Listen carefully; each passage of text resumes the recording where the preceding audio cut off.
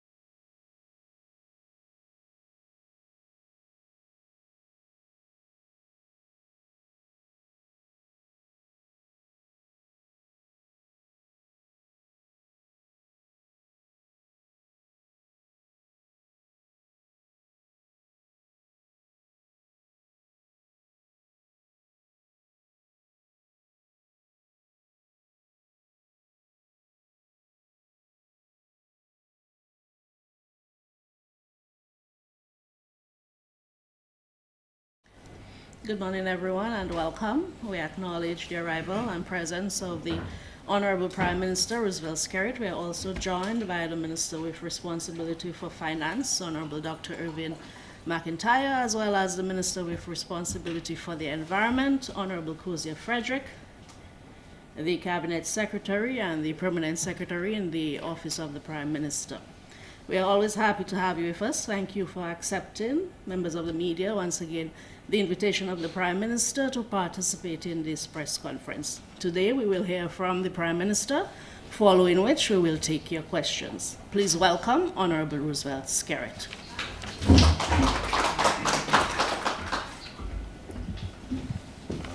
Morning, everybody, my colleagues and CAPSEC and PS, and of course the press and the listening public.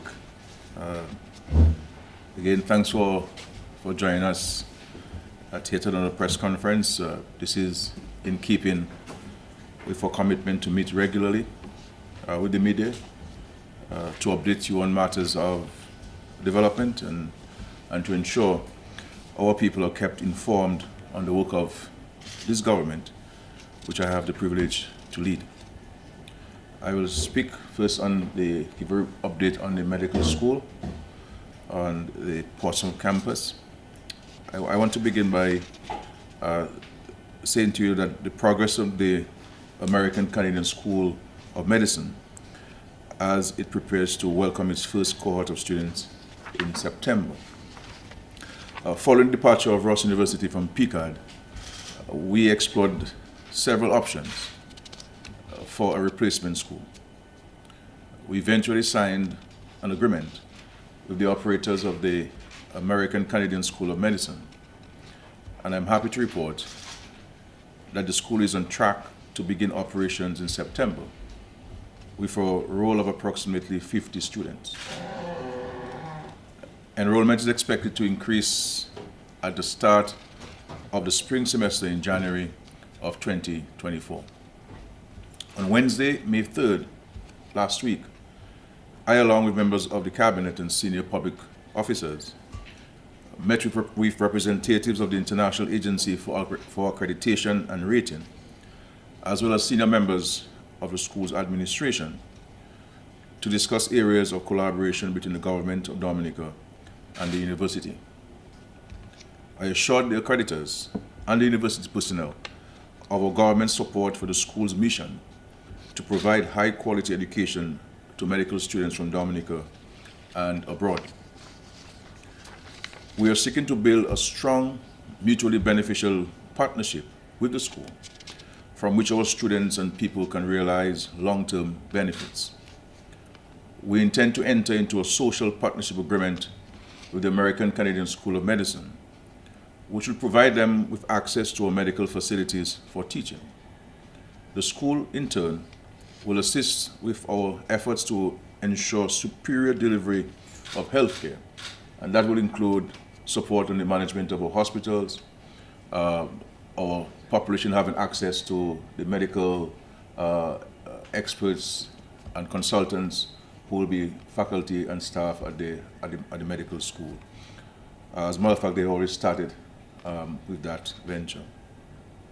And several of our medical and other professionals will be considered for employment at the school. In fact, if you visit the school's website at acsom.edu.dm,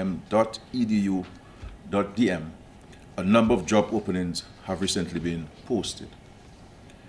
We'll also seek support to develop coursework at the Dominican State College, and Dominican students will be able to access medical studies at the school's Pickett campus with the opportunity to complete their clinical rotations in the state of California in the United States of America. But full scholarships, that is, for Dominican students. According to our agreement, the school will award full scholarships to Dominican students on a yearly basis. From our recent visit to the campus, I am assured that preparations for the first semester are progressing well. The government of Dominica is excited about the economic prospects for Portsmouth and the North over the long term, and we're committed to playing our part to ensure that the new school is a success. So this is some good news for our country. Progress is being made with regards to the replacement for us, and we thank God for that.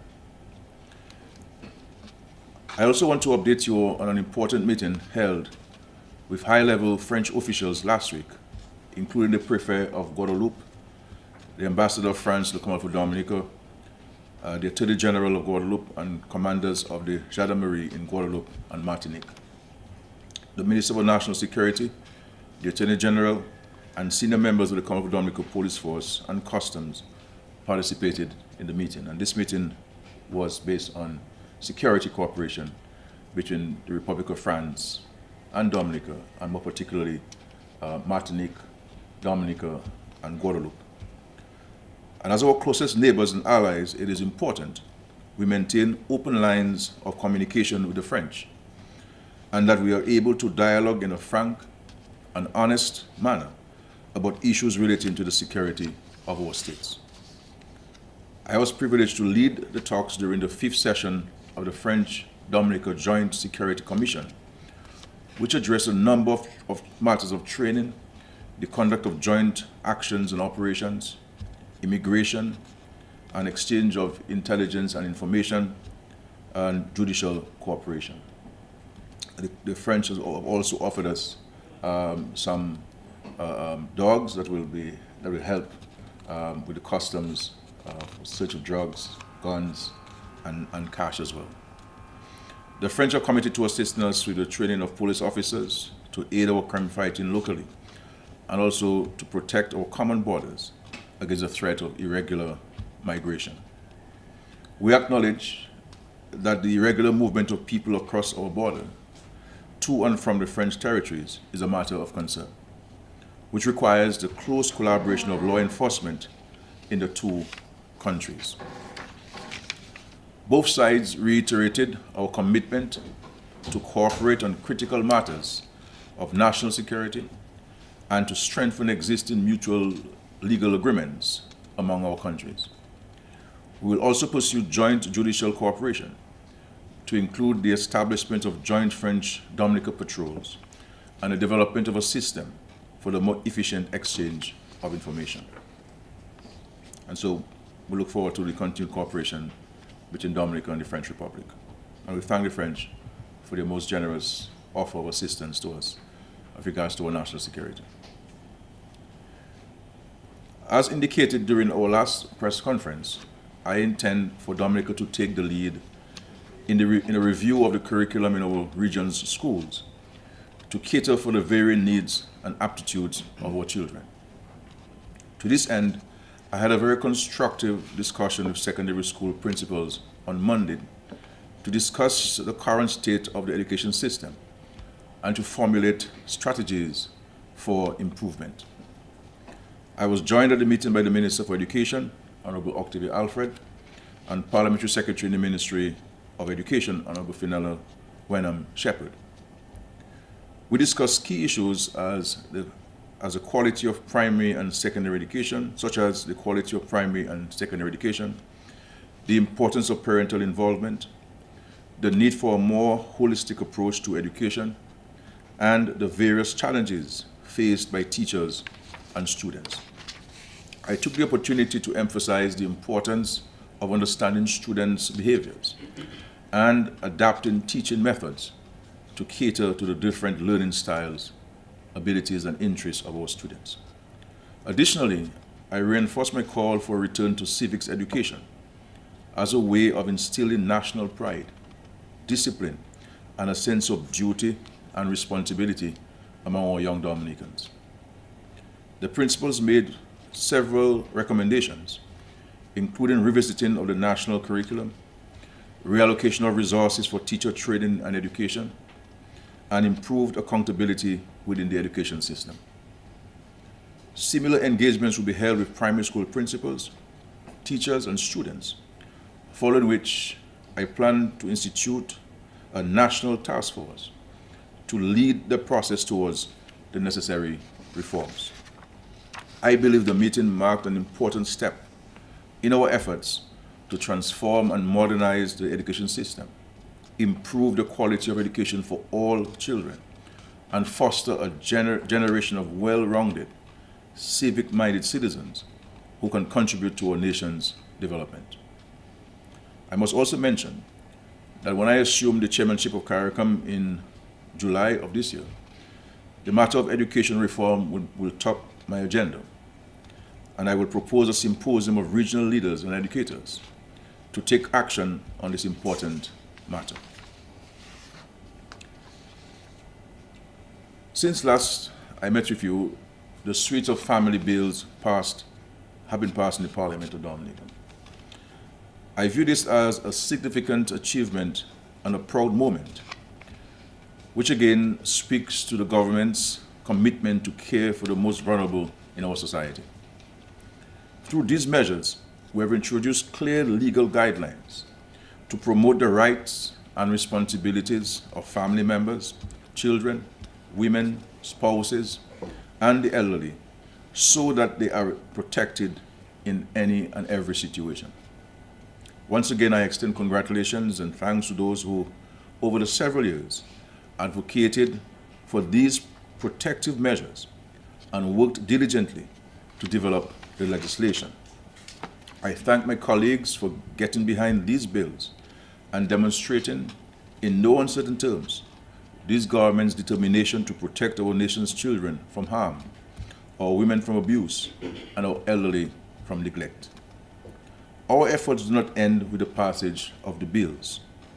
Now, we look to bolster our systems and structures to give effect to the new measures. And as previously mentioned, we will start by strengthening our monitoring capacity at the Social Services Department with increased staff and the creation of a separate law enforcement subunit to respond to child abuse and domestic violence matters. I ask for the support of all Dominicans to ensure that these measures are successful. We can all play a role to promote a stable, peaceful society where all citizens can feel safe and protected. I also want to place on public record my appreciation to the leader of the opposition and the members of the opposition, all of whom supported all of the bills which came to the Parliament a couple of weeks ago. I've also directed the Ministry of Social Services to engage in a series of public consultations, town hall meeting style, to further educate and inform the public of the contents of these bills that have been passed into law in Dominica. So there'll be a series of consultations to share with people. I want to remind us in Dominica that we are not immune to the effects of the Russia-Ukraine war or the impact of external economic shocks on our small economies. We are observing with interest what looks like a banking crisis developing in the United States, with the recent collapse of 3 banks, and we are still emerging from the COVID-19 pandemic. like everywhere else, we're experiencing the high inflation associated with the war, sharp increases in food and commodity prices, and of course, higher fuel costs. We have very little control over these market forces, and our small size and population make us especially vulnerable. So the challenges do exist, and these realities will have to be taken into consideration when planning the 2023-2024 budget. Our approach must be to consolidate the gains we have made since the COVID-19 pandemic, with measures to maintain growth in tourism, agriculture, the construction sector, small business development, manufacturing, and the digital economy. We must also develop a more strategic approach to public sector expenditure, ensuring that our approach to public spending reflects the realities of our times. I also say to us in Dominica that this government is spending an inordinate amount of money as part of our social protection mechanism, ensuring that we provide a cushion with increasing prices in the marketplace. And of course, in our discussion yesterday with the governor, that was pointed out where Dominica is spending a significant percentage of its budget on social safety net, ensuring that people do not slide into poverty, and ensuring that those who are poor are elevated by the social programs of the government. And so the budget will be transparent, and it will promote inclusive economic development, harnessing the advances we have made in renewable energy development, the construction of international airport, hotel development, and agriculture. And as we have always done, we will present a fiscal package which is responsive to the needs of our people, but also a reflection of the responsible approach we have always taken in the management of this country's affairs.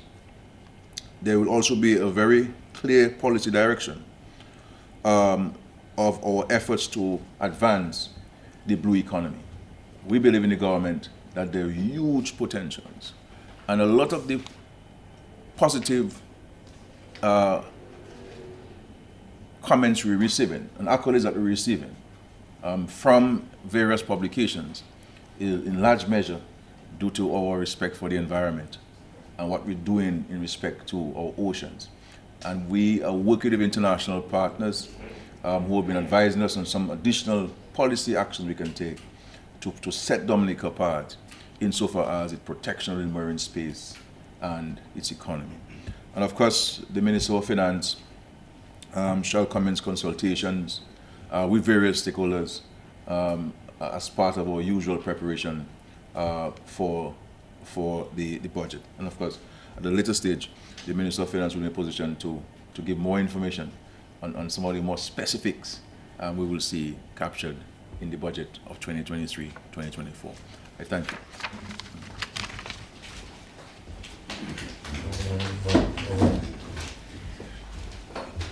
Thank you, Prime Minister. The Honorable Prime Minister is ready to take your questions. We'll begin with Curtis Matthew from DBS Radio. Thank you very much, Mr. Jura. Good morning to you, Prime Minister Skerrit. My first question is on electoral reform. Prime Minister, this has been a major talking point in Dominica for the year so far. At the last press conference convened here 2 weeks ago, you did express a little bit of frustration that the report was not yet in as far as Dominica is concerned. What is the very latest, Prime Minister, on electoral reform for Dominica?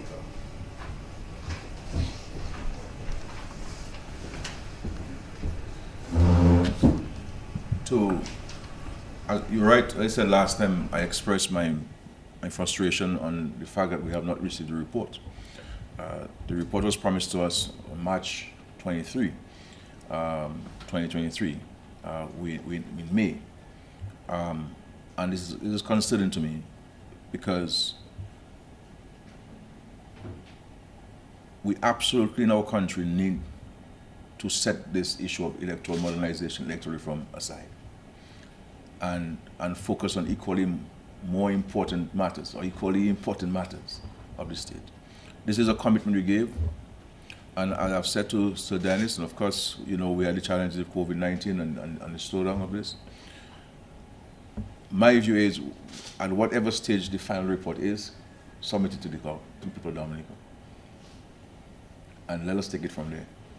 It's a matter of, when I indicated to you when I attended the symposium in Trinidad, I raised with my CARICOM heads and the Secretary General that I will also want the CARICOM to step in to play a part with a view to advancing some of the fundamental elements of the electoral modernization process in Dominica. And so it's concerning for us. This matter was discussed in Cabinet yesterday again. It's a matter that we discuss every week and seeking a follow-up. You know, we're ready to move with the consultations and the finalization of the bills and the policy position, and go to Parliament and enact the new legislation.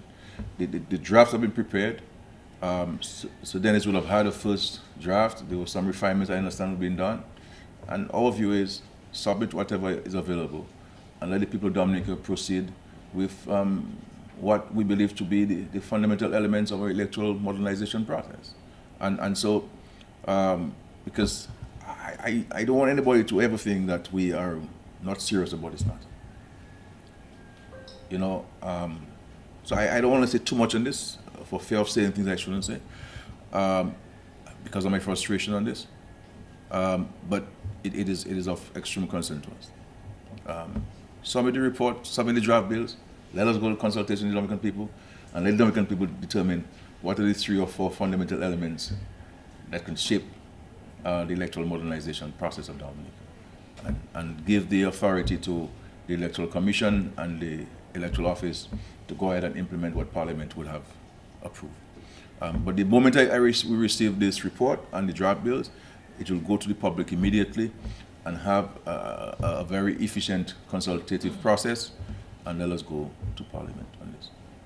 Thank you. Prime Minister, in hindsight, do you think that Dominican should have been given that opportunity to have prepared such a document? Because I'm hearing a lot that we have capable Dominicans, equally capable Dominicans, who would have been able to submit that report in probably an even faster time. I agree. I agree that we have highly competent and qualified and trained Dominicans who could have carried out exercise.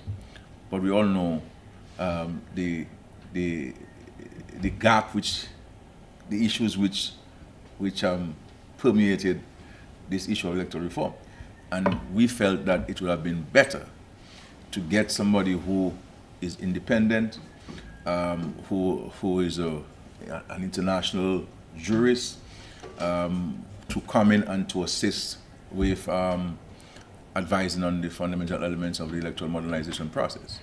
The work that Sir Dennis has done has been good work so far. But all we're saying is let us submit whatever we have for now, and let us go with it. Part of the problem too is that the drafting of the legislation was not part of the original terms of references. But the recommendation was made to engage an expert legal draftsperson to draft legislation, and that was authorized, and we paid maybe in excess of $70,000 plus US dollars for the drafting of this legislation. These pieces of legislation have been drafted. So my view is submit the drafts, let us start the process of reviewing as Dominicans and determine what are the 3, 4 fundamental elements of the reform. So I think we selected the right person for the job, and I think we selected the appropriate person for the job, and I believe some good work has been done in respect to the reform, but there is a certain anxiety on my part in terms of the delay in the delivery of the report, and ensuring that we can move ahead with this report, so that this, what appears to be a divisive issue, can be set aside, and Dominicans focus on more fundamental issues which is affecting their lives. So if you have to go back, will you go back to the same person? Yes, I will go to the same person. I'll go to the same person. I don't think the issue is in the person. I think the issue is the timing of delivery of the report, and not the personality. Yeah. Okay, Prime Minister, just moving ahead. I have a few questions. One dealing with many moons ago on one of the Sunday programs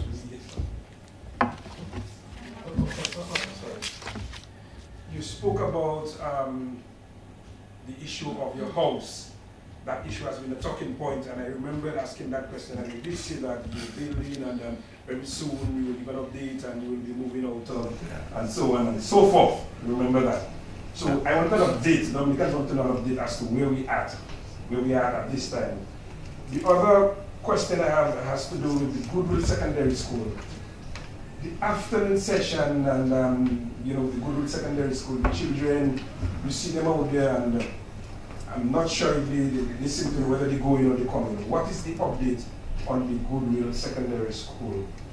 And my third question is that we're just about 4 months away from selecting a president for Dominica. Some time ago, you did indicate that you were looking at, you had some persons in mind. Can you give us an update as to where we are at this point in time, sir? Okay, sure.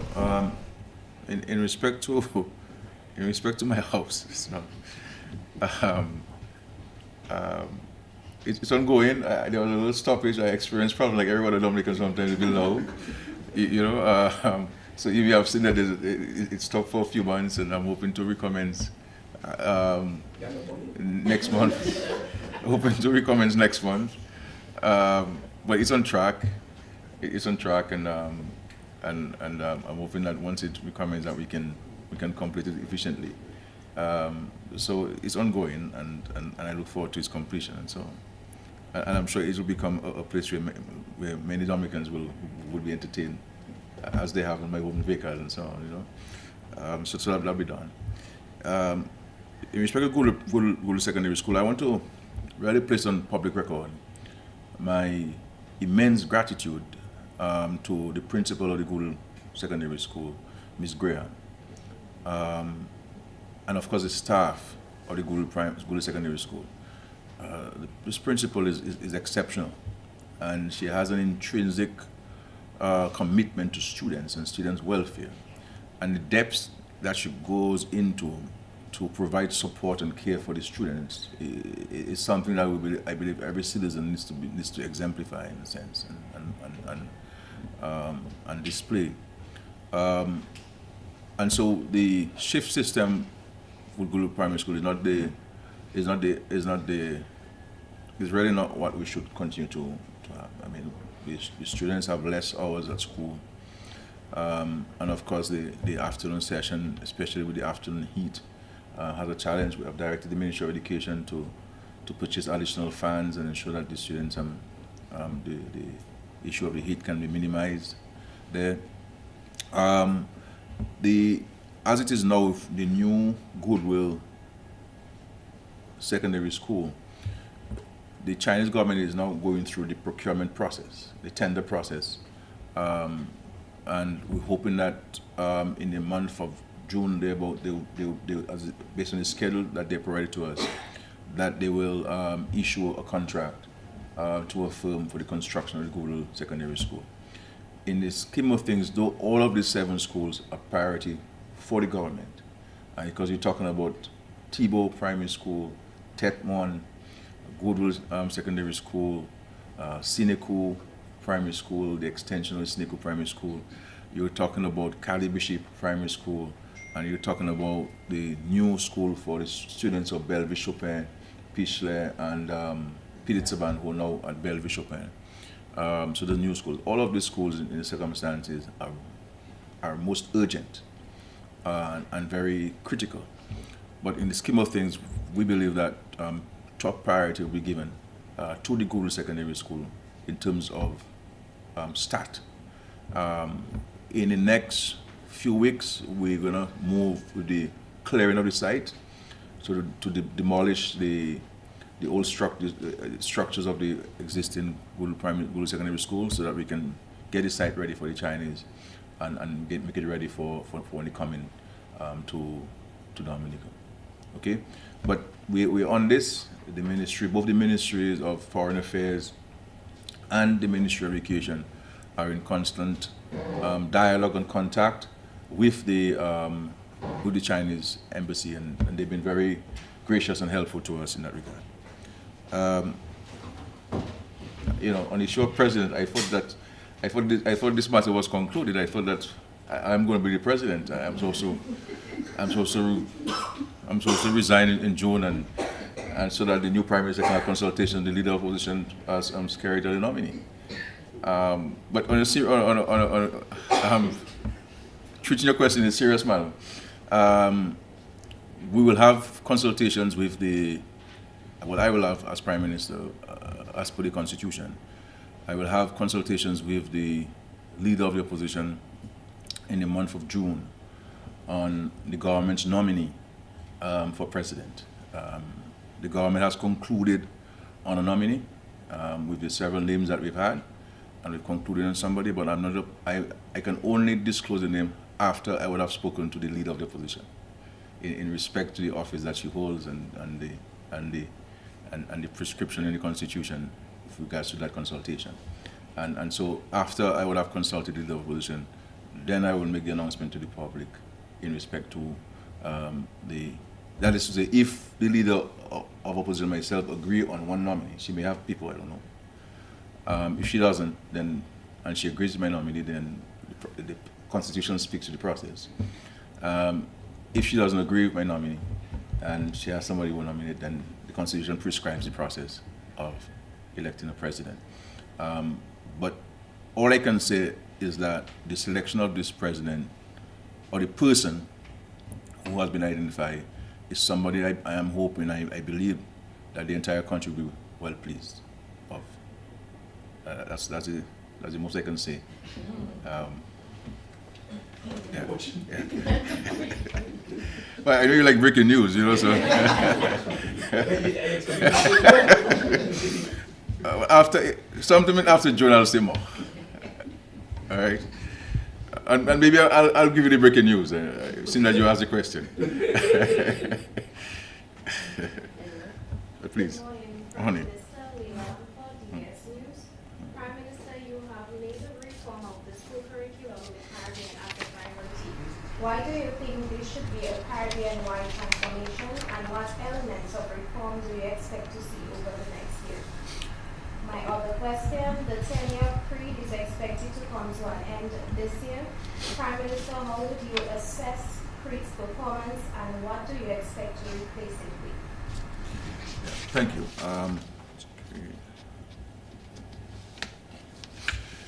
The issue of the reform of the education system, we believe, and this was proposed at the Heads Symposium, and in all credit to all of the heads present, there was unanimity in agreeing that we need to revisit the education system. All of us, with the exception of Suriname, have a British system of education that has been with us for a very long time. And our education system is fashioned, in 1945 post the Second World War. And there has not been really any dramatic examinations of the education system. All we've been doing over the years is add to it.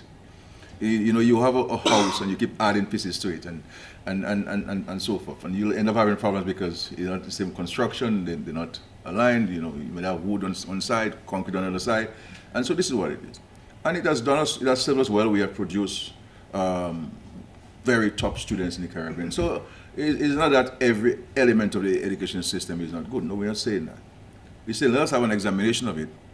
The good parts we keep, and those that we think that are not relevant to today's world, that we need to make a shift from it. When you look at the Caribbean schools, the moment you enter into a secondary school, your focus is on CXC syllabus. And education was never about preparing children for exams. It is always about preparing children for the world of work, the world of interaction with the rest of the world, and the ability to confront world challenges, and the ability to identify opportunities that they can take advantage of and use their knowledge to enrich themselves, to empower themselves. That's what education is supposed to be. And all of the principals yesterday, for example, agreed that there is too much of focus on education, on examinations. And therefore, there has to be a review of the examinations, processes, and systems. The school system must make more time available for collaboration, joint problem solving among students, physical activity, sports, physical education, the fundamentals of life, because we have to develop a holistic child. And so I believe that we can make progress, because one, at the heads level, everybody is in agreement. At the ministers for education level, everybody's in agreement. And interestingly and importantly, at the school levels, the teachers, the principals, the students, the parents, we all agree that something has to be done about this. And I think, so the idea now is for us to identify what are the elements of the system that we need to transform, what are the paradigm shifts we need to make in the education system. And so the issue of violence in our communities, if we only have a competitive spirit in the school, so no opportunity for extracurricular activity, no opportunity for students to solve problems together. If everything now is about who will get an A and who's going to pass and who's going to stay down and who's going to get a job, because you need 4 levels and so forth, then we find a situation where people do not know how to solve problems together. You know, and I think we have to make time for some of the basic things. And the whole issue of civics in the school system. Students must be able to know the fundamentals of a constitution, their rights, what are their responsibilities. You see what I'm saying? We cannot be in a world where climate change is ravaging our country and the greatest threat to us, but our students do not know what climate change is. They don't understand the impact of climate change on our society, because our system is not preparing students to deal with those issues, because it's not yet a CXA exam. You understand? And so these are some of the things that we need to look at, and so there will be collective action, I believe. I'm confident, and bringing the University of West Indies on board, the University of Guyana, you know, all of the universities within the Caribbean space, the experts from both within the Caribbean and outside the Caribbean, so that we can put people together who are experts at education reform, who can assist us in identifying the fundamental elements which they believe that we need to shift away from, and some of the things that we need to include to make the children more holistic and more productive and so forth. Because we have to be concerned about the welfare and well-being of the children, and to better able to take advantage of the opportunities that are available to them. So I look forward to this. As you know, it's something I've been speaking about for the last 23 years. I'll give you an example. For example, the new structure we have in the secondary schools today, that's a structure I submitted in 2002 when I was Minister of Education. You know, recognizing that we need to place more resources at the disposal of the students, human resources, so that students can have an opportunity to go and speak to somebody if they have a problem. If they're doing well in the subject, they need help, they need guidance. Students must be able to go to an office and to be able to speak to people. Because we all have challenges, we all have our frustrations, and no matter how small you are, you know, you can go into a state of depression for one reason or the other. And students must feel that they have people who they can talk to.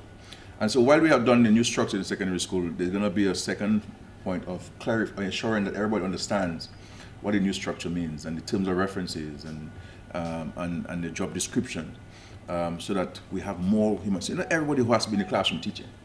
You must have a group of people there. And I remember in grammar school, going to grammar school, we had Miss Murphy at the grammar school, who we used to go and see. You know, nice short lady, very pleasant, you know, and we go to her office and sit down there and talk, and she'd walk around during break time and And I believe every student at grammar school had a perfect relationship with Miss Murphy. I'm not sure if she's still alive or she's still alive. She's in New York. You know, may God bless her soul and so on. But she has done very well for Dominican and for Dominican students. So these are the kind of things that we need to focus on. And so I'm confident that we will get to some point. At least the conversation has started. At least the consultation has started. We start talking about it. And as I said to the principals, my comments are not directed at anybody. I'm not criticizing anybody. I'm not pointing fingers at anybody when I speak, when I raise concern about the education system. Because ultimately I am responsible as the Prime Minister. But it's a conversation we need to have sincerely and focusing on the student, the child. The child. What children we want to bring out there, and ensure that every child is given opportunity to learn and to do well, because the Bible says we all have our gifts. And I believe that the education system must be able to identify your God-given gift and set you on a path that you can take advantage of this gift that the Lord has given to you for your own survival, for your own empowerment, and for your contribution to the wider society. And so that is the mission that we have to focus on. Okay. In respect to Creed, yes, Creed, we have extended its lifespan by 2 years. That is coming to an end. I believe, all things considered, Creed has done a remarkable job in setting the framework and specific actions for building resilience within our country.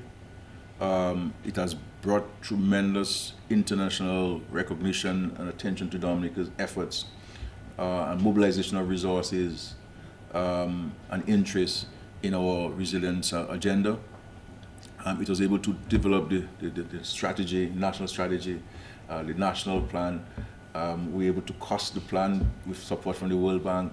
So Dominica might be one of the only countries in the world that has a national strategy on building resilience within the country.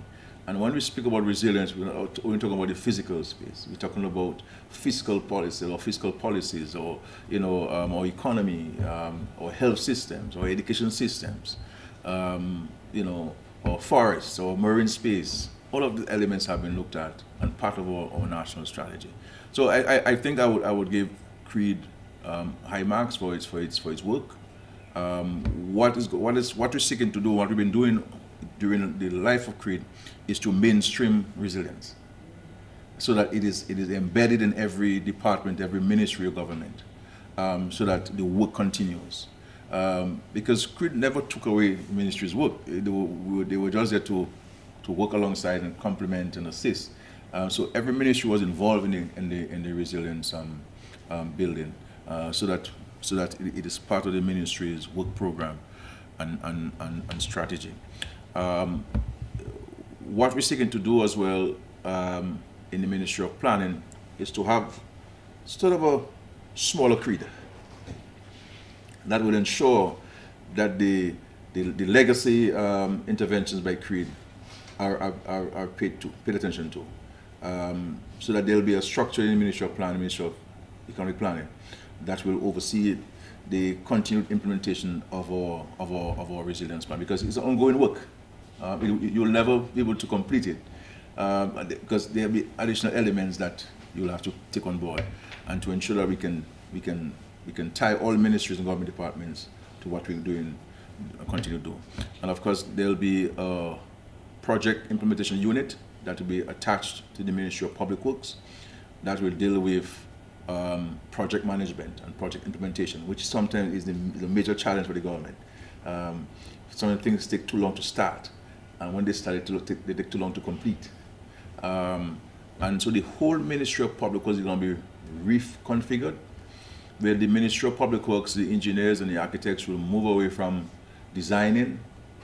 We'll do that. We'll use the private sector to do those things for us, and the Ministry of Public Works will be used more for project management, ensuring quality assurance, and ensuring that the contractors keep to the construction and planning codes in building. So we'll be more of a ministry that will deal with the project management, because project management is so critical to saving money. And if we manage well, then we can spend less money on some of the project, because the longer you spend on this project, the more money you spend on this. Thank you. Yes, Prime Minister, my next question is about the Citizenship Investment Program. You have expressed gratitude to the United States for assisting Dominica with the Citizenship Investment Program. Can you tell us whether that engagement between Dominica and the US on the program is ongoing? And just to ask a final question, you mentioned the budget coming up very soon, the national budget 2023-2024. Is the Prime Minister this time, based on the situation around the world, is the Prime Minister tempted in 2023 to introduce new taxes to its people? Well, actually, you hasn't made so famous as that, you know. Taxes. Okay, in regards to the CBI and the United States, you know, the US has been very helpful to us, and very grateful, and we're very grateful for this. As a matter of fact, this morning I spoke to some of the prime ministers as we're following up on the implementation of some of the measures we agreed in the United States, the 6 points that we agreed. In Dominica's case, we have implemented 5 of the 6. The final one I'm putting the structure in today for this. So essentially the structure is there, we just have to get it going. So we're implementing those measures within the government system. So they've been very helpful in drawing to our attention, based on their own assessment, what they believe we need to put in place as a region to give greater comfort to them insofar as the concerns which they have. And I think one is getting the sense that our European friends are sort of leaning on the recommendations of the United States as well. And this is a question I have put to them. I said to them, look, the US has come to us. They've examined our CBI, because I invited the Treasury Department to Dominica in October last year to come and do your independent assessment for us, do your independent audit, you know, speak to whoever you want to speak to, and identify for us the concerns which you have, and make recommendations to us as to how you believe that we can address it. Because we're running a transparent program, contrary to what some people may say. And comment on that, those recommendations came on place, some of which we had already implemented. So some of the things that we had implemented before the United States came into Dominica. And so we agreed on the 6 points. And so we've put a question to the European Union and said, look, either you make specific recommendations to us as to what can we put in place to mitigate against your concerns, or are you prepared to sign on to the recommendations of the United States, which you believe would satisfy your concerns? So we're hoping to propose a meeting with the European Union for June of this year, where the heads of the countries which have CBI in the Caribbean can sit with them face to face, so that whatever questions they have, whatever concerns they may have, pose them to us directly, so we can give you an explanation. Because in a lot of these instances, people sometimes make comments based on misinformation, you know, based on misinformation. And I'm not saying that to set aside whatever concerns any country may have, because a country looks at its own national interests, and I respect that. But just to say that I believe that in the Caribbean we have legitimate, above-board, transparent programs. And this is an evolving process issue. There'll be challenges that will come in the world that were not existing yesterday, and therefore you have to be mindful of those additional challenges. And so we look forward to the engagement of the EU. The American Treasury Department will be coming to the Caribbean in July of this year. As agreed, in February, they'll come to see where we are in respect to the implementation of those measures. And what I've said to the heads, and they've agreed, is that we should get the governor of the central bank and the director general of the OECS to come in and to ensure that what we agree on collectively, each of us is doing it. So that and whatever challenges we may have, if we fall short of this, what can be done to assist in getting going, because it is absolutely important that all of us do it. and all of us implement it, because I believe the United States came to us sincerely and recognizing the importance of the program to us, and they're seeking to assist us in elevating the good governance principles of our CBI programs. And I'm very grateful to them for that. I think I have shared with you the 6 points which the United States submitted to us. So this work ongoing. Obviously, maybe tomorrow when they come in July, they may see additional things that we need to do, and we're prepared to engage in this. And so it's important for us in Dominica to engage in similar discussions as citizens, because we have to understand and appreciate the importance of the program to us. And if we say we love our country, if we all say we want Dominica to do well, then we should not, in the same vein, be seeking to besmirch and undermine the program that is helping our very existence in Normandy. There's nothing wrong in asking legitimate questions. There's nothing wrong in asking a question for clarification. But when we deliberately, knowingly misinforming and denigrating and undermining the program, that is where the issue is. And I think Dominicans need to stop it, because it's not going to help us. Because whether I am the Prime Minister or not, whoever succeeds me is going to have the same challenge to face with. Whether Labour Party is in government or not, whoever becomes the government of Dominica is going to have the same challenges. Maybe even more, because I may have a little more experience and I may know how to maneuver things better. A bit. The same challenge will be there. I may have more friends externally, but the same challenge will be there. They're not going to go away. And when you look at the Caribbean, opposition parties that have opposed the CBI program, when they come into government, they hail it as the Messiah. they have not done away with it, because it is too important for their survival. And some of the things they were saying in opposition, they now have to backtrack, you know. But we're very grateful to the Americans, and I think some people are a little bit surprised that the U.S. love me so much. but we have very good relations with the United States of America. There's something we don't agree on, but I'm sure my ambassador friend is watching from Barbados, you know. So we have excellent relations with the United States, Dominica, and this government. Once you're on that, before we move to the second part of this question, any moves that are replacing the person at the helm of the CBI program, because we had lots of talk of any moves that replacing the government? Yeah. The CBI, we're going through a process of restructuring. So we're putting in additional staff at the CBI to deal with monitoring, to deal with reporting, so that we can have a division of labor. You know, we're bringing in new staff, additional staff. We're exposing our staff to more training, especially where with anti-money laundering training to satisfy both our internal requirements and external requirements. I have read and heard views that the US or some governments have written to say to fire this person. I have not received any such letters. I have not received any such letters. Neither have that have been whispered to me in my ears, or by WhatsApp, nothing at all from any foreign government. There'll be some promotions taking place within the program, and this will allow somebody to come in. So I will make those announcements in the next few days and so on. But nobody's been fired from the CBI program at all. There's no basis for it. There's no argument for it. There's no reason for it.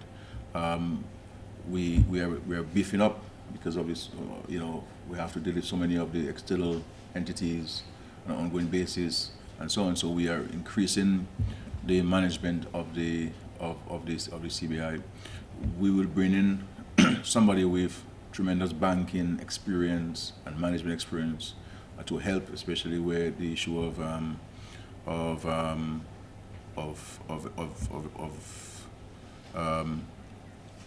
compliance is concerned and so forth. But nobody will be fired. There'll be People will be elevated, and if somebody is elevated, then somebody has to fill the position of he or she who is elevated.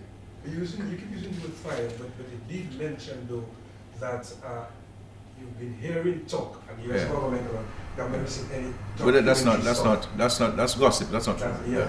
But in hearing that, you must be concerned. No, I'm not concerned. I mean, I'm not concerned. It's unfortunate that we are partnering with people who have no interest in Dominica. Or I should say, there's some elements in Dominica who are partnering with people who have no interest in Dominica, who have never been to Dominica, to seek to undermine our country. And I think it's a deliberate attempt, and I'm saying to us, to those who are doing it, that they must cease and desist from doing that. We can't always, there's some of us in this country can't always be quoted as being negative and destructively so, knowing that when hurricane hit us, Kalai, everybody got affected, you know. Everybody got affected. So if the CBI were to go, God forbid, do you believe the only person in Dominica who's going to be affected is Roosevelt Skerrit? No. This CBI is underwriting a significant portion of our public sector investment program. This is what building homes for us. This is what helping us invest in agriculture so that we can become more independent. This is what investing in tourism so that we can generate more jobs for our people, bringing more people in Dominica, and money can circulate. We can create jobs.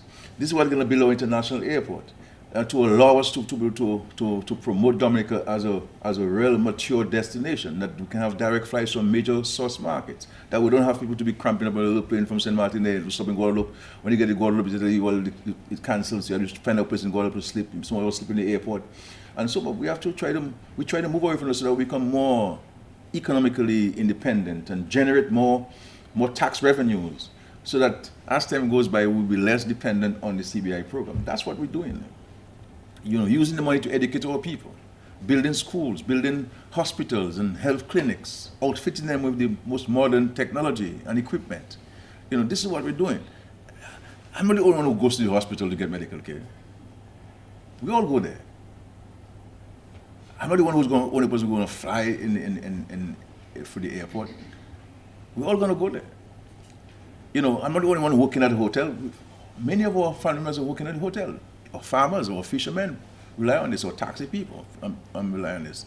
You know, so I have no problem with somebody asking a legitimate question or seeking clarification.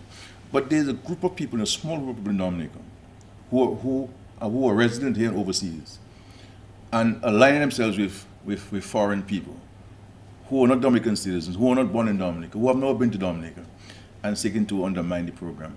And this has been done deliberately, because when the statements are made, then it is captured in this blog, and it's captured on Facebook and Dominica Politics, and it's carried all over the place. People read those things. People read those things. And it's not, I am not Dominica, you know.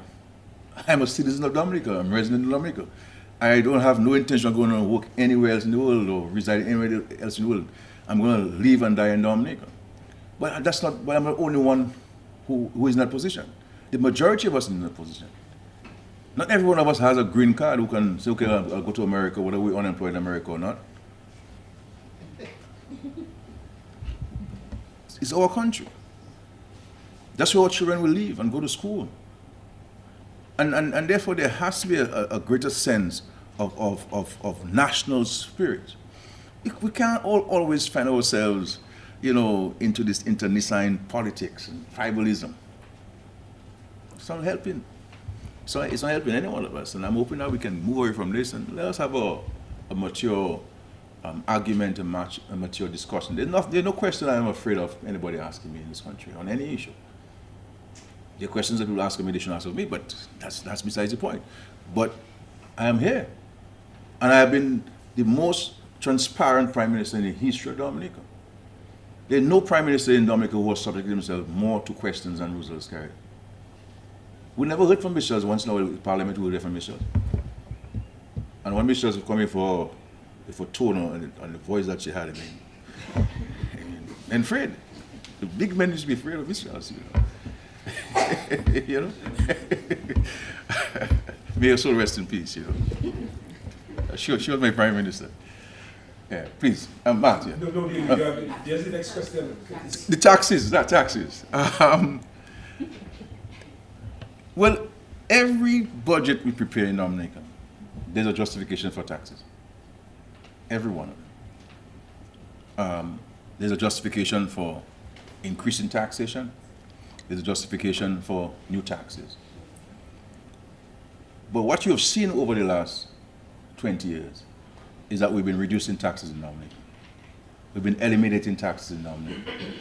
And so we, contrary to our many people think, we're not a very high tax country.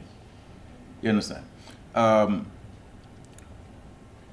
So I cannot say now, today, that there'll be no taxes or no increases in taxes. I think it is something that the government has to rationalize. We will have to look, as I said in my opening comments, at expenditure and rationalizing expenditure. So we'll have to look at a number of different measures if we're not going to have new taxes. And of course, one has to look at the environment that we're in. Can people afford taxes? My simple answer to you now is no. Is what I'm saying. So there's always a case for taxes, but you also have to look at the environment at the time, the circumstance at the time. And with the increase of food prices, because of the imported inflation, it is something that the government has to be mindful of. Okay, but there are some things I believe that we need to do more efficiently. And I've been speaking to the Minister of Finance and the Minister of Finance and this, and we've been having this, and we're going to put systems in place. As a matter of fact, the Minister has made requests to the Central Bank to assist us with that, and of course the International Monetary Fund, to come in to look at our revenue collection systems. Because we believe that if it's more efficient, would raise more revenue. There are too many empty spots. And the ministries outside of the Ministry of Finance, which have a revenue stream, they are not paying sufficient attention to the revenue stream. And so this is something that we're going to put systems in place, that the ministries outside the Ministry of Finance must play a greater role in collecting government revenues and ensuring that in accordance with the Finance Administration Act, there's proper reporting of those revenues that are collected and increase, because every dollar will count, especially in this period when government expenditure has increased. So even the social programs, Curtis, the social safety net is very high spending. It's huge. We increased it with regards to lowering the age from 70 to 65 for non-pensionable people. It's costing us a lot of money. The Yes UK program is a significant cost. And it's a recurrent expenditure. They're not capital investments. They're recurrent expenditure. So every month you have to find money for this. The free medical care, while you receive it free, but the Treasury has to pay for it. We pay for the medicines. We pay for the supplies in the X-ray department, and the radiology department costing a lot of money because you must have supplies. You can't reuse something. You can wash it and use it again. When you use a film, you can't take it, erase it like a cassette and use it again. We're moving in technology, so you use less of these things and so forth. But even in that, the technology itself, you must keep abreast, because every year there are changes to the software. And you must change it because you have agreements with the suppliers and so forth. So you cannot go to another supplier and modify it. You must go to the supplier to have it effective, because the particular codes and et cetera, et cetera. So all these things are huge costs, but these investments are necessary. The issue of housing, we expend significant sums of money in housing. But as we've said before, last year, part of the reset, those who will be receiving homes will have to pay something for those homes. You have to pay something. It will not be something that would make it prohibitive, but you have to pay something in recognition of your own contribution to the homes. And even new homes we're building, outside of what is currently there, when continuing homes, there are certain elements that you'll have to do yourself. Because the issue of kitchen cabinets, we build a house for somebody, the person refusing to move in because they don't have kitchen cabinets. I mean, gone are the days when we had some nails in the wall and or pots and pans were hanging from them. And people want cabinets and they want bumaho and they want mahogany and they want poi and all these things, made. So I don't think we should continue. If I give you a home, I give you a shelter. The other elements of the shelter you'll have to provide for yourself. You understand? So many countries they do that. They build a house where it's not painted, it's not tiled, you have no cabinets. You understand? And you have to use the carpet for the time being until you can buy the tiles. What's wrong with carpet? We always saw carpet in our homes. Let's use the carpet. Maybe even easier to clean. You mop a carpet, you're okay. So these are some of the things that we're revisiting. The issue of water. DOWASCO is spending more than it's making for water. So the water that DOWASCO brings to your home is being heavily subsidized. Heavily subsidized. And I think that we need to bring it to a level that it makes more sense to us who are consumers of water. So I believe that DOWASCO has written to us and we're looking at it, and has been transparent with you on this. I believe that though we may not go with the full recommended rate increase that DOWASCO is proposing, but for DOWASCO to continue bringing clean, potable water to our homes, we must be able to help DOWASCO to pay for this. For the last several months, the government has been paying to DOWASCO a significant sum, which is a subsidy in a sense because we subsidize the water. It's lower rates, but DOWASCO has to repay its loans. And we have been paying DOWASCO loans for the last year and a half. And so we'll have a conversation in the public, get a sense from you, and maybe bring the rates a little bit up, because when you look at it, how much money you pay for water, it's nowhere close to what it costs to bring the water to your home. And even when we have it at home, we waste it so much, which is something that we have to be mindful of, conservation of water in Dominica. And we go into the shower, we turn it on until we leave it. We're brushing our teeth, we let the pipe run, Then when water goes, we're using a half of water to brush our teeth. We're using half a pill of water that will teeth to bathe.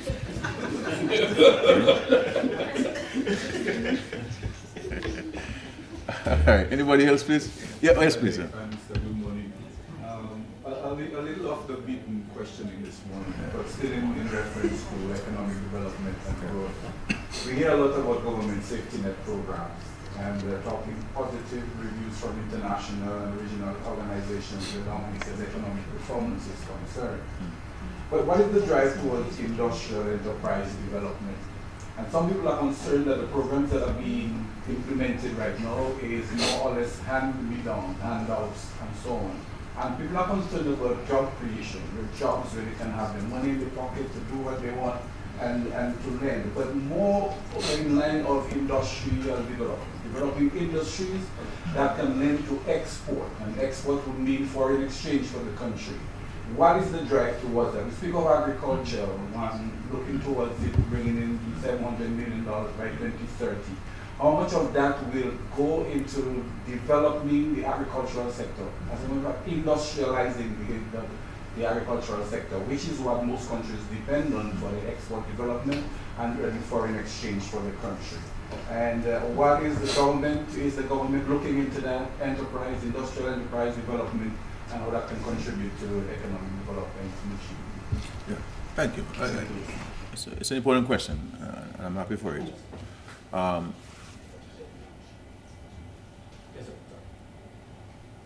It is clear that we have a very robust and expansive and expensive investment taking place in Dominica by this government. Take, for example, tourism. Based on government's policies, we have seen a dramatic increase in hotel rooms in Dominica. And not only hotel rooms, but international branded hotels at the 5-star level. All of which, the majority of which, have been facilitated by government policy. More jobs for people. More selling of produce by farmers. More selling of fish by fishermen. More business for taxi operators, tour guides, restaurateurs, etc., etc. We're doing this.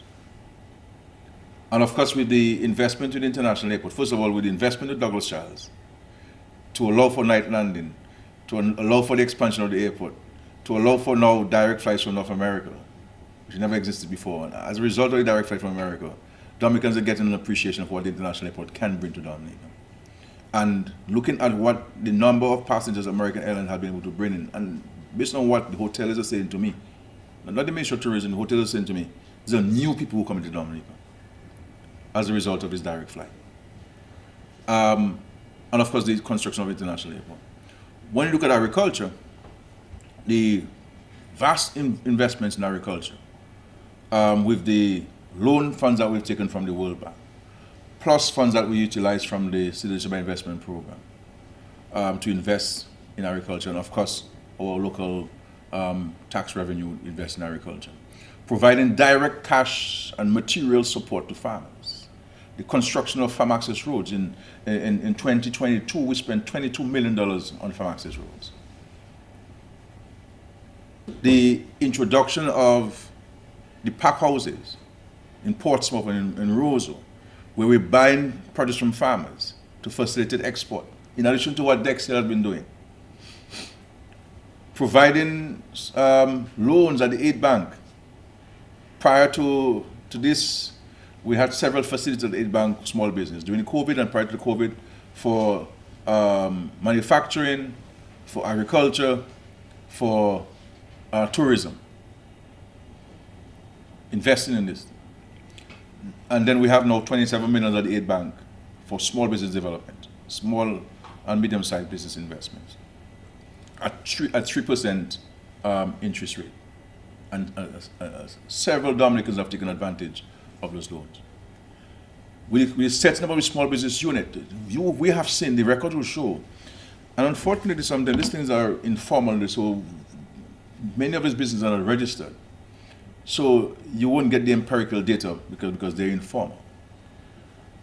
But when we look at the dramatic rise in the increase of the number of small enterprises in Dominica, it is because of the government's focus on small business development.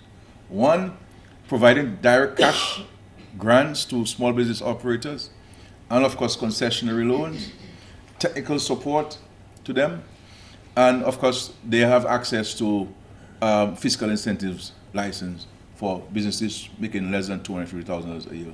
A special facility has been created to fast track and minimize the hassle in terms of application for concessions and the granting of the concessions. So you have this. The investment in geothermal. This government has expended millions of dollars in geothermal to spur greater economic activity. Because with the high cost of electricity by use of fossil fuel, there's no way we can continue to survive on this. And so while this has been an exceptionally expensive venture for us as a government, we have remained true to it and committed to the geothermal development, because we believe that if successfully implemented, and we pray to God that it will be, it can help transform the economy of Dominica and attract a whole set of other associated investments that we're now articulating by way of policy and identifying the resources to mobilize. The investment in infrastructure itself, the road network in Dominica. If we do not have roads, there's no development. There's one economist who said so. The road to development are roads. And people used to criticize us about roads. But we understand how important the road infrastructure is to sustain tourism, to sustain commerce, to sustain agriculture. So we have those things. the development of the tourism sites and ensuring that we modernize the facilities, we improve the facilities, access to these facilities. All of these things are efforts towards investing in health. Is not only about ensuring that our citizens have access to healthcare, but those persons who are coming to Dominica, either as tourists or want to have a second home in Dominica, one of the first questions they ask is about the health system. And we have spent a significant amount of money that can sustain the social aspect and the economic aspect of Dominica. And Dominica. Another aspect, my dear friend, that we don't talk about a lot in Dominica is regards to the fiscal responsibility of this government. The government's prudent management of the state's resources, the prudent management of the country's finances. Because if you have a reckless government in place, if you are a government that does not respect certain clear strictures, especially fiscal policy, we can have a problem. Because if the government has problems, everybody in Dominica will have a problem. If you can't pay your debt, people won't invest because there's no confidence in there. And these things. And the digital economy. We contracted a loan of 79 million EC dollars, right, from the World Bank to have a transformation of our digital space in Dominica. Because we believe that area, digital economy, can cause now the world to be more of a marketplace. So a Dominican who has left school doesn't necessarily have to apply to a company in Dominica to work. It could be a company in Europe and America. And this is why so far, under this program, we have over 140 young Dominicans who have gotten jobs from American companies working from their homes in their respective villages in Dominica and making more than $800 a week. Because we put in place the infrastructure for this, for the digital economy. And by transforming the digital space in Dominica, there are huge opportunities for people. We invested over $2 million, or $2.5 million, $2.6 million to retrofit a building in Portsmouth for Clare Harbor to create 300 jobs in Portsmouth. And they are saying to me they can expand to 800 in Portsmouth, provided they can get people to fill those positions. If we did not invest this money, we would not have gotten the 300 jobs. And we invested this money in the heart of COVID. In the heart of COVID, we invested. We also have to look at our dramatic investments in our national security. If you don't have security, you have a problem for economic growth. And so, time doesn't allow me to expand on the other areas that we are investing to expand the economy, create better paying jobs for young people in particular, and supporting the issue of agro-processing. Yes, Dominicans have always yearned for a massive factory. But I don't think having a massive factory is necessarily the answer to agro-processing. When you take all of the cottage industries and the number of jobs that they all create, you take cocoa, for example. Look at how many people are involved in the processing of cocoa and now taking it to chocolate in Dominica. And that's a growing enterprise. Moving away from the gentleman there in Calabash, who was the Lone Ranger in this for many years. Making some of the finest cocoa in Calabash quietly there. I think it's Dr. Honeychurch's uncle. Number of other people who have invested in cocoa. And so we have people who had no interest in farming who have invested dramatically in agriculture these days in Dominica. Because there are opportunities. And all of which are facilitated by government policy, government material support, government financial support, and so forth. And with regards to the blue economy, I indicated, and the minister certainly will articulate those policy positions in his budget address on certain actions we can take the way the blue economy is concerned that can help create significant jobs for people in Dominica. It's already creating jobs, but we believe we can multiply this in a dramatic way by making some very progressive, groundbreaking decisions that can set Dominica apart. Where our whales are concerned, where our marine space is concerned, the protection of our coral reefs, the protection of our fishing, etc., can make a dramatic change. The issue we have, my dear Mr. Dura, in the government, is that I think the government is too silent. The government needs to speak to people more. Let the country know more what we're doing. Like it's saying also to the ministers, they need to speak more and speak to the people, share with the people what we're doing.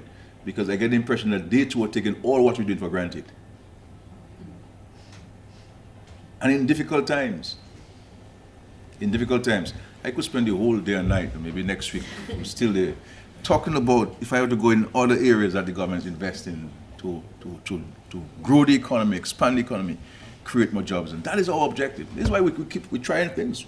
You know, we trying things, and many of them are working. And so even when people say we have too many hotels, we know.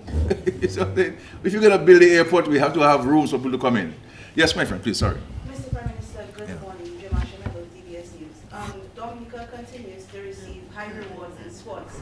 However, we have heard from various associations that the lack of facilities and the lack of training areas is a problem in athlete development. From the government standpoint, what is being done for the sustainability of sports in Dominica? Well, sometimes when you have more, you end up doing less, and when you have less, you do more. You know, I look at St. Joseph, for example, and how many cricketers, internationally acclaimed cricketers that we produce on the playing field in front of the police station there in Matthews Hall. And I look at Grafton, how many footballers we produce, but we have a playing field that cost the Treasury $1.8 million to build. We look at La Plaine and the investments that we've made. You know, Benjamin's Park, when we became the government of Rosie Douglas, Benjamin Park was a swamp. You know, it was a swamp. Whenever it rained, coming from PSS, we couldn't pass the street there. You know, all of our shoes and our pants would get wet because it's flooded in Portsmouth. We've rebuilt this place, and to the point where even international cricket is being held at the Benjamin's Park. And you look at Granby and the investment that we're making in Granby. Woodford Hill, a small village in Woodford Hill.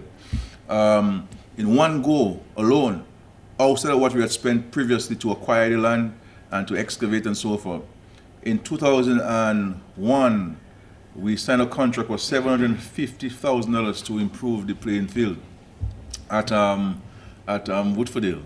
The number of hard courts that we have built across Dominica, Pishley, in Bacatel, in Roseau, elsewhere, the construction of the Windsor Park. You know, we built this, build the indoor facility at Massac. So I believe that when you compare the facilities in Dominica in 2000 and look at 2003, this is night and day. Night and day. And of course, we have started some courts in Portsmouth. We'll be building a netball court, I think 2 lawn tennis, and we'll build an indoor facility. So if you think the one in Massac look exciting, the one that we're building in Portsmouth will be even more dramatically so. And this is part of a national policy. There'll also be one next to the grammar school.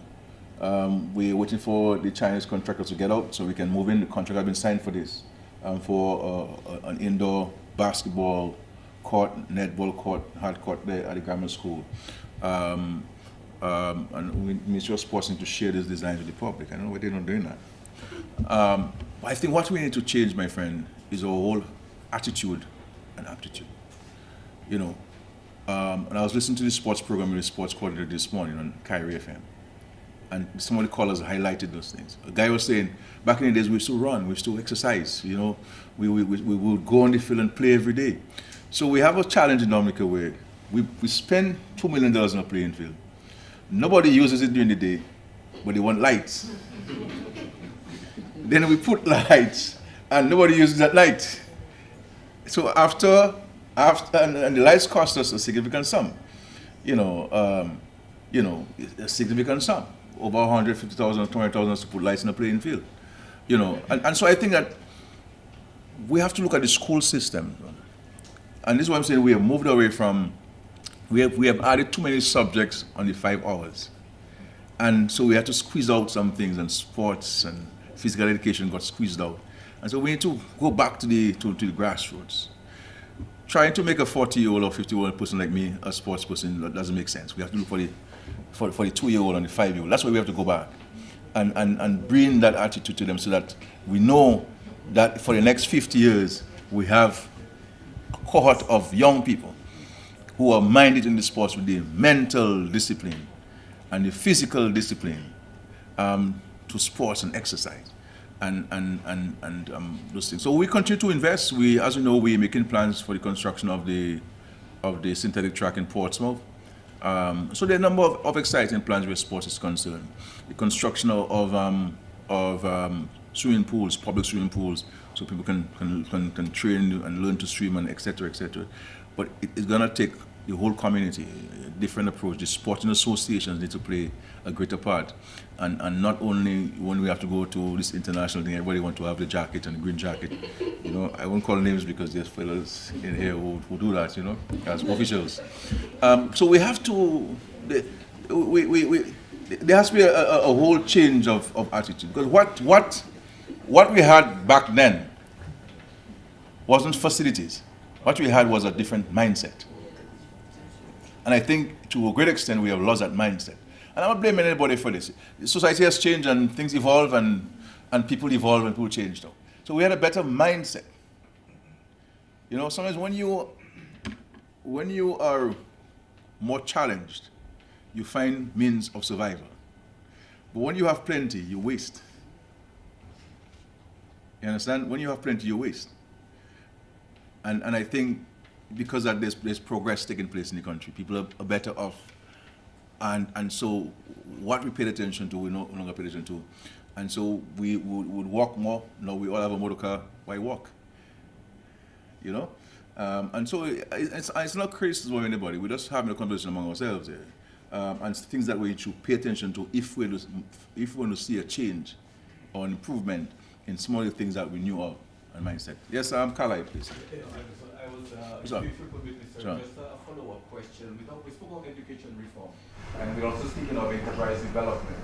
Will entrepreneurship be a focus in our education so that our learning, our education will be not focused on getting a job, qualified to get a job, but to create jobs? But always will form part, Mr. Gerard, always will form part of the consultation and review education system, and for us to determine as a country what are the 4 or 5 elements that we want to advance in respect to the new system of education in Dominica. But I agree with you entirely that we have to build a system that can promote independence, you know, and use our knowledge to benefit us, rather than waiting on somebody to take advantage of our knowledge to help us. Some years ago, our parents, they were shipped out of Dominica, and there was a lot of talk about that. In Germany. Okay. Are you in a position to tell us or give us an update as to where they are and if at all they will be returning back to Dominica?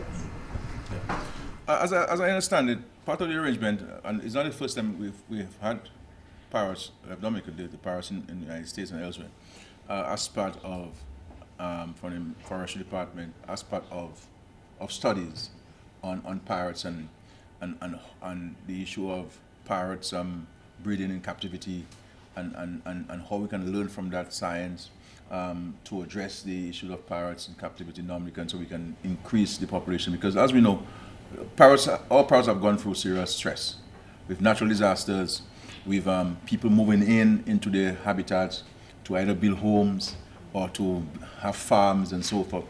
So you have a number of environmental and human practices which have affected the natural habitats of parrots. And this is why you see parrots come into communities where they were never used to come 20 years ago or 40 years ago, because where they were fetching their food, no longer there.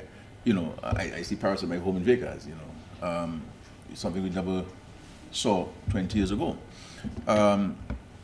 So we have this arrangement with some of the researchers there, and there's an exchange of information. As I understand it, the various officials in the ministry who are in constant contact with these people. One of the things I'm going to institute, and is a discussion we've had, is that there must be an arrangement where there are regular visits where the parrots have been kept by forestry officials to ensure that what we agree to, that is what's going on, and the parrots are in good health. And if we believe that our partners are not adhering to what we agree to, then we shall have the parrots return to our country. So it is part of a system that I believe we should encourage, but very carefully so. And we have to be very clear as to what the people intend to do with the parrots. Are they taking it for pets, or are they taking it ready for? No, for now it's for research. I'm making clear, but it's not a practice I believe that we should open up. You understand? Because of the way that we view our parrot as a national bird. But insofar as research in captivity, how do we treat the diseases that parrots would encounter, their feeding behaviors, their mating behaviors, there are a lot of scientific things that you can get out by doing the research that we do not have the capacity to do. And if we did, the cost of it would be prohibitive. And so if we partner with folks who have that capacity, then I think we can learn from this. Likewise, the same thing came for frogs. Nobody talk about the frogs. No, I'm preempting. So for now, we're not sure if and when they're going to return the parrots. I'm not saying that we're not sure about if and when. There's not been a discussion about the return. So I don't want to say that they're going to be returned next month. But what I'm saying is that we're going to put a system in place where our officials will go to visit the parrots where they've been kept, to ensure that they've been kept and treated in the manner in which we expect them to. You understand? And if they are not, then we shall instruct that they be returned to Dominica. As of now, there is no reason for us to take that action, because as of now, we have satisfied that what we agreed to, that is what's going on.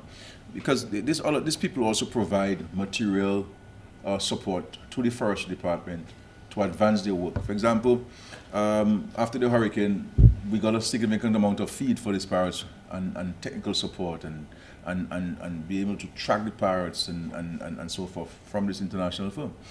So it's a collaborative effort. All get towards how can we preserve the parrots for our lifetime, because we'll all agree that the parrots have been on a decline because of natural disasters that we've been subjected to, because of farming practices, because we're now building homes in areas that we should not be building now, we have never been building before. So we have affected the natural ecosystem and natural habitat of the parrots.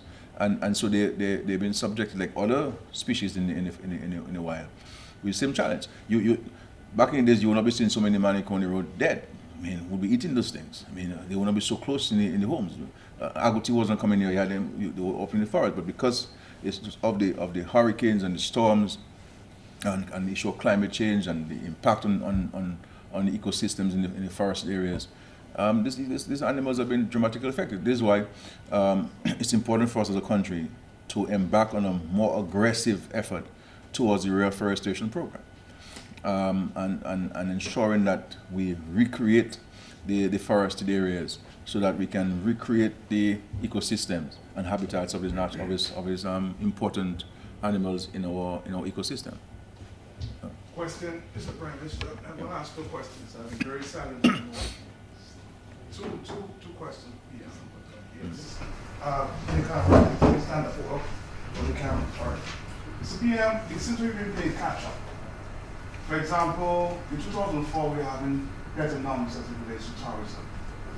We're talking about 300-something thousand visitors. And we were ahead of St. Kitts, we were ahead of Antigua. What are these countries doing? Because the numbers are up to 500,000, I mean, St. Kitts maybe close to 1 million in terms of million visitors. What are they doing right that we're doing wrong? I mean, if we're not up to this number when we were ahead in 2004. And secondly, Mr. PM, you have been conspicuously silent on the issue of Mayhold toxicity and the investigators are knocking on the door. I just read an article there in The Guardian, so the news is all over. Any comments on Mayhold toxicity at this time? Yeah. Okay. Chris, go ahead. And I'll just close up. Go ahead, Chris. Go ahead. Okay, yeah. Yes, longshoremen, Prime Minister, longshoremen and stevedores at the Dominica Air and Civil Authority, 18 years ago, their salaries were cut by 33%. Compensation was promised to these longshoremen and stevedores. The government said it would intervene to relieve the plight of these employees. Has the government continued to look at that matter, or are you still interested in that matter? And finally, you mentioned the restructuring of the CBI management team and some people will be elevated and so on. Is Emmanuel Nantan, who is now the coordinator, is he going to retain his position or is he going to be elevated? Thank you very much, sir. Yeah.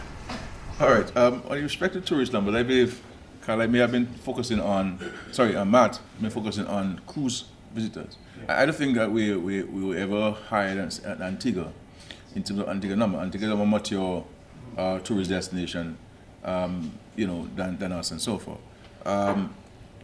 We have been making tremendous strides in our tourism. The numbers are increasing. Obviously, COVID-19 affected it. But at the same token, we cannot get to the numbers that we want if we don't have the rooms. And if we don't improve air access. And this is where we've been investing, having more rooms. Because we can't go to Germany and promote Dominica, and then we would have 150 rooms.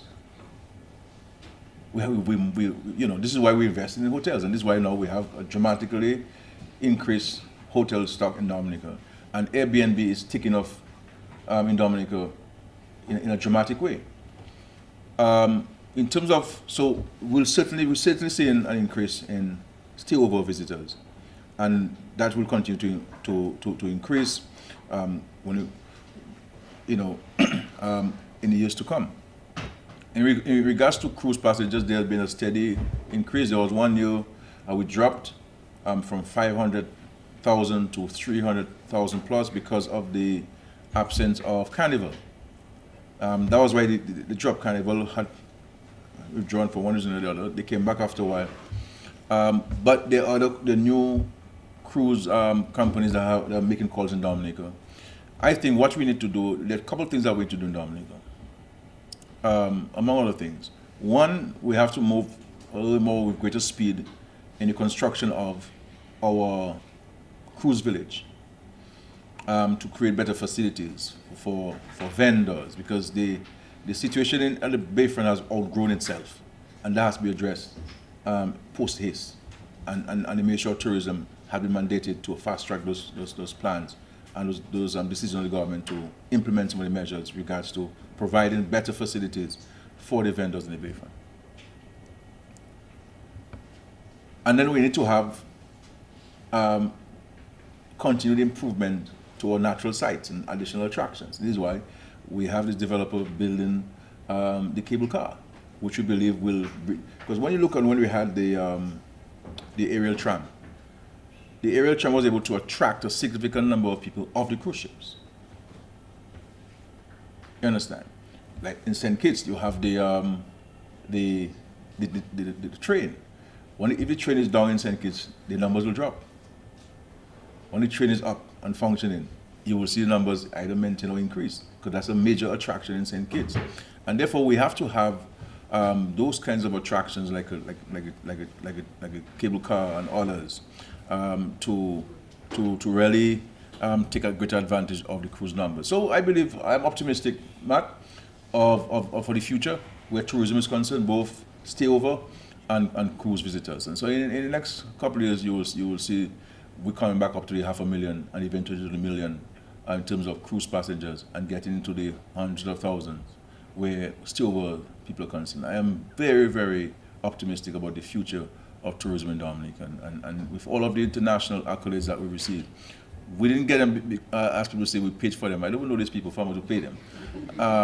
They were done independent of us. I saw the publications just like everybody else when they were published.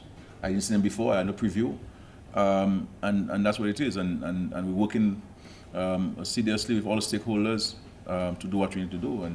And so we have to see tourism as our business and so forth. Yes. This is what I'm saying. We need to advance some of these things. Obviously, with COVID, you have to redirect resources. So this places a setback in terms of the implementation of some of those critical interventions. But these are things that are back on the government's priority consideration to advance. Yeah. The issue of the Mr. Choksey, well, I mean, the charges of illegal entry in Dominica were dropped, and Mr. Choksey was allowed to leave Dominica with those charges dropped. So as far as Dominica is concerned, we have no more business with Mr. Choksey. So I cannot comment on any other thing except with Mr. Choksey's arrest and detention in Dominica and the charges over to him, and the prosecutors withdrew the charges, and he was allowed to leave. And as far as I know, he's in Antigua, where he has other court matters dealing with. So that's not for us to be preoccupied with. But part of the investigation includes some of the lawmen in Dominica. Are you concerned? No, there's no concern about this. If anybody has to be questioned or interviewed, then everybody will be questioned and interviewed. That's a normal practice. There's nothing untoward about this. I mean, something happened and somebody has to be asked a question. Anybody will ask a question, but that's not something for the government or for the Prime Minister to get involved in. It's a matter for law enforcement people if there's an investigation. I really don't get involved in investigation or prosecution. My responsibility as Prime Minister is to ensure that the law enforcement and the prosecution people have the resources that they need to carry their functions. What they do and how they do it, they must do it in accordance with the Constitution, according to law of Dominica. And that is what we have to ensure. But in terms of the carrying out of their duties, it's not something I get involved in at all. And it's something that is reported to me. I get reports and they tell me, okay, well, what should we do with this? What should we do? No. If a major crime happens in Dominica, I get proper reports from the police. I may call the police and ask them questions and to get clarification on major crimes in Dominica, a murder or major gun bust or something, something like that. But otherwise, on minor things, I really don't get involved in this matter. And the Choksey matter is a minor thing. We arrest Haitians all the time who come in Dominica illegally and others, and so that's a minor thing as far as we're concerned. So that will not be on my board file. No. The longshoremen, I had made a proposal to them some years ago, but I believe we made the error only speaking to the leadership of the unions, and sometimes people, we bring the politics into this thing, and so speaking to the longshoremen who are retired and sharing with them what I discussed with the leadership, they were shocked to know that I discussed these things with the leadership, because what they were told was completely different from what I said to the leaders. And I know the current leadership, Mr. Roll, I believe, it has a leadership role in the union there, and he's written to me.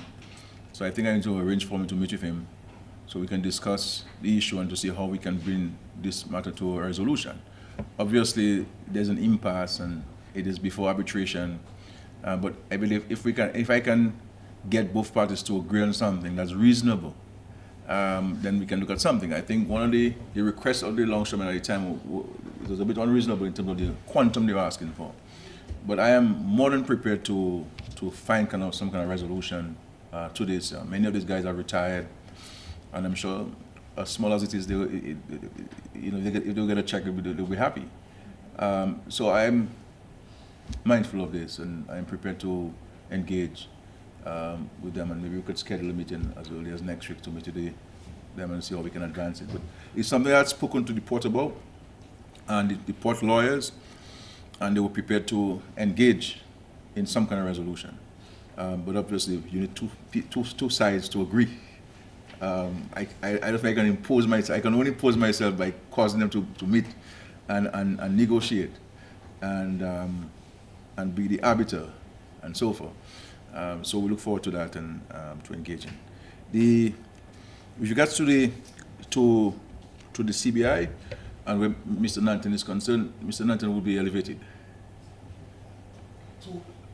Well, I'll announce it. He'll be elevated. But I'll give you more information on this. But thank you very much for this interaction. Again, we don't have to wait for the 2 weeks to call on me. If you have any burning issue that you want to ask me in the meantime, we're available for the press secretary, and most of you have my phone number, so feel free to reach out to me on any question. But we appreciate the encounter, and we appreciate your questions so that we can share with the Dominican public and address the concerns and provide information to them. And I think it's healthy for democracy. We'll try our best to maintain this commitment of every 2 weeks of engaging you. And if you want to send issues in advance that you believe I should address in my opening comments, then you can do so with the press secretary, so I can elucidate on them a little bit more in some of the pointed response to your questions and so forth. Thank you very much. God bless our country, and let us work together to build this country. There are many attendant challenges, a lot of them because of external factors, but I believe if we work together, certainly we can overcome those challenges, and we're very optimistic for that. Thank you. God bless you.